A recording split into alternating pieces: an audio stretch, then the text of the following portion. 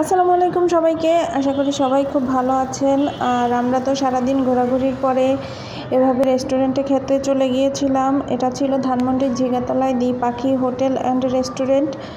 আর এটা অবশ্য darling point restaurant নামেও পরিচিত। তো আমরা অনেক ক্লান্ত ছিলাম, 2টো বেজে গেছে, সারাদিন অনেক ঘোরাঘুরি করেছি। তারপরে তো আমরা খাবার অর্ডার দিয়ে অপেক্ষা করতে থাকলাম খাবারের জন্য। কিছুক্ষণ পরে আমাদের খাবার চলে আসলো। আর প্রথমেই চলে আসলো করলা ভাজি, সাথে শুটকি ভর্তা আর কচু শাক ভর্তা, সাথে সাদা ভাত। তো প্রথমেই আমি করলা ভাজি নিয়ে নিচ্ছি। করলা ভাজিটা দেখতে অনেক লোভনীয় লাগছিল, আর খেয়ে দেখবো যে কেমন হয়। আসলে এই রেস্টুরেন্টের খাবারের মান খুবই ভালো ছিল, প্রত্যেকটা জিনিস খুবই সুস্বাদু ছিল, আমাদের খুবই ভালো লেগেছে। তবে প্রথমে করলা ভাজি নিয়ে নিয়েছিলাম। আর এটা ছিল কচু শাক ভর্তা বা কচু ভর্তা বলেছিল সম্ভবত। তো এটার স্বাদও মনেই হচ্ছিল না যে আমরা কচু শাক বা কচু দিয়ে খাচ্ছি। তো আমি প্রথমেই এটা দিয়ে খেয়ে নিচ্ছিলাম। এটার স্বাদটা সত্যি খুবই অসাধারণ ছিল।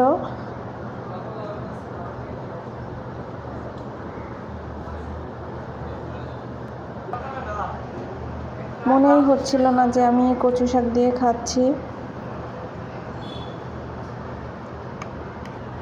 এরপরে আমি শুটকি ভর্তা নিয়ে নিলাম। শুটকি ভর্তাটাও খুবই মজা ছিল।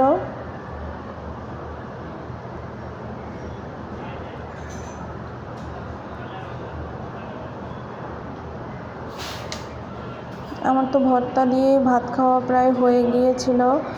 এরপরে আমাদের বাসায় যেহেতু গরুর মাংস রান্না করা ছিল, তাই আমি বললাম যে গরুর মাংস আর খাবো না, তাই মুরগি অর্ডার করা হলো, আর সাথে ছিল ডাল।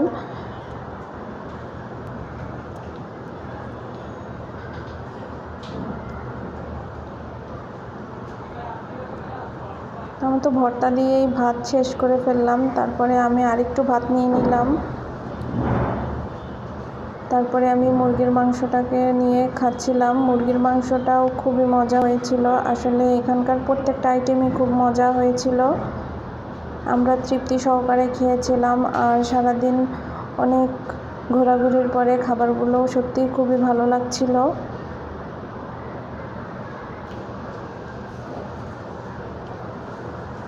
তো তারপরে আমি ডাল নিয়ে নিলাম।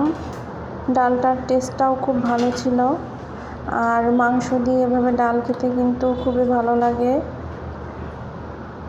কার কার পছন্দ এভাবে মাংস দিয়ে ডাল, অবশ্যই কমেন্টে জানাবেন।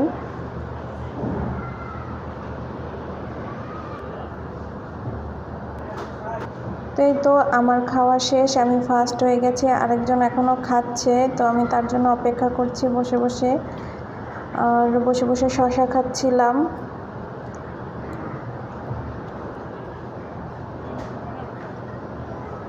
এদিকে দেখলাম যে একটু শুটকি রয়ে গেছে, আমি শুটকি ভর্তাটা তারপরে খালি খালি খেয়ে নিচ্ছিলাম, কারণ এটা অনেক মজা ছিল।